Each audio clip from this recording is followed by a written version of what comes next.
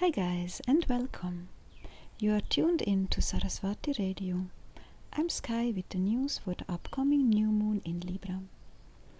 The moon will be meeting the Sun and Mars in gate 48 on the 5th line, which is the line of action.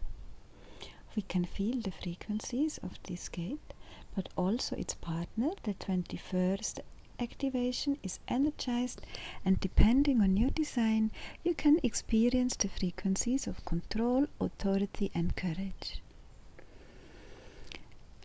I noticed that people with the 21st active on the mind side tend to get in troubles with the authorities more often than people with the 21st on the body side. For me, it seems kinda like as if the 21st is active on the body side, the person identifies on a subconscious level already as authority, and this then seems to work as a protection. It's almost like they are then on the same page or on the same level. And so they have less issues with police or visa problems, things like that. However, this new moon chart is showing us we should maybe leave the bicycles at home and don't wake up at 4:20. Mars now is opposite of Aries, opposite of his home, and he feels welcome in Libra. So at this time, Mars will be quite friendly over there. There are also two triangles to Saturn and Jupiter, and the air element is going to be pretty dominant at this time. It will make sure that the fire sparks and the initiative energies from Aries continue to ignite. The gate 48, where Mars, Moon and the Sun are going to join, is corresponding to the spleen. Did you know that the spleen is also functioning as an emotional shield? Like an emotional immune system. You can think of it like a radar that scans the own body and others to identify harmony or sensing troubles. To this 148 activation, Richard Rudd is stating, "There is no darker place represented anywhere within the human DNA than this 48 shadow." The 48 shadow and its fear of inadequacy are responsible of people's emotional inabilities.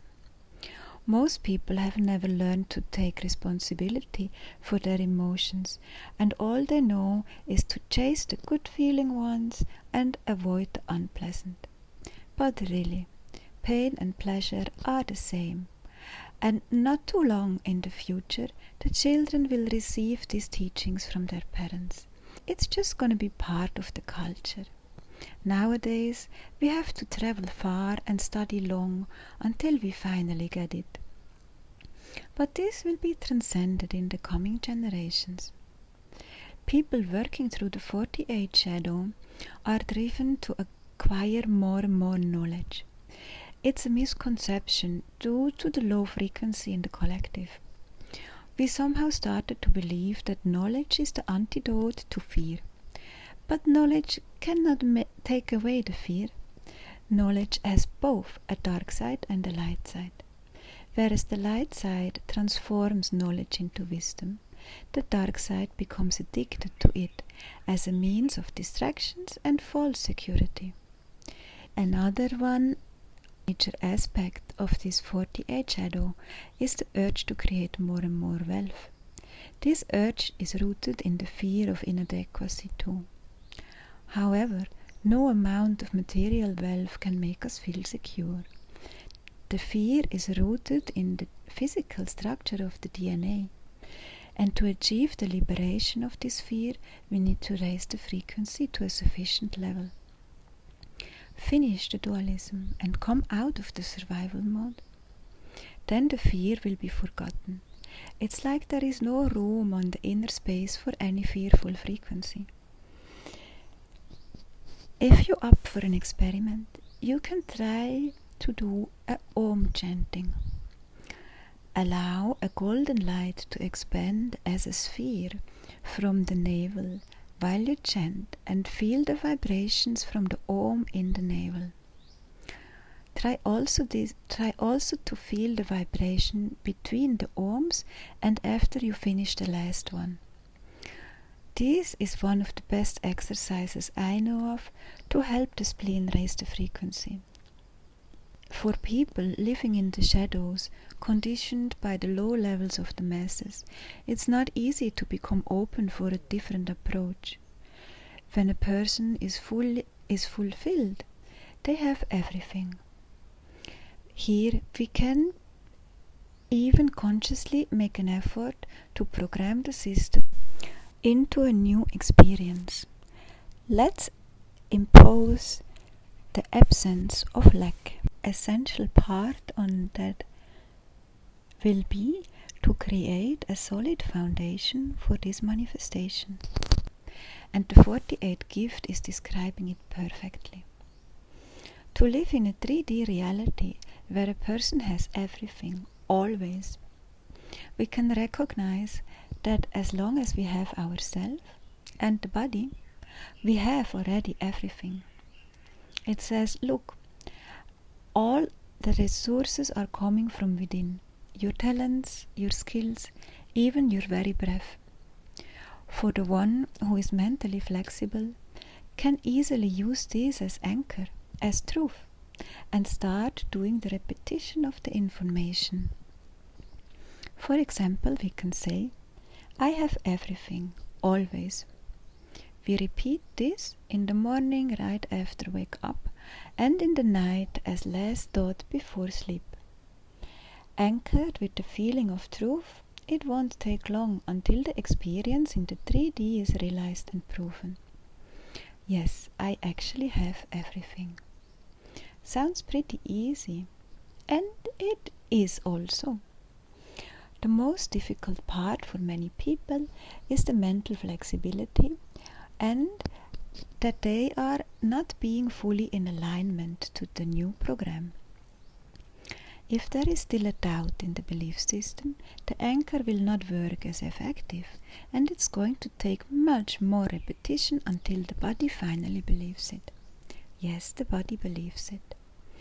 Also, if there is, for instance, the speech out of alignment, and the person talks about that he or she doesn't have this, or is upset that she doesn't have that, or complains that we don't have this, then this is also slowing down the process. Another one example is that there is a thought pattern looking for what do I need? Do I need something? Do you need something? What do you need? This is out of alignment to this specific program. It sends mixed messages, and the experience of the manifestation will take even more time. I hope that kinda makes sense. To really clean it up, there would be more to it. But at this time, I'm happy to tell you a little bit more about the information coming through the 48th gate. Remember, fear does not leave you because you acquire knowledge. That's outdated, and all of you who still operating on that old software can install an upgrade. The body is the most precious I ever can possess in my life. What more wealth could I possibly wish for? Regarding to the health of the physical body and its longevity, the city of the 48th gate is laying one more powerful foundation. It uses a pretty straightforward Kundalini approach and states, it's impossible for my body to do anything wrong. My body knows it best.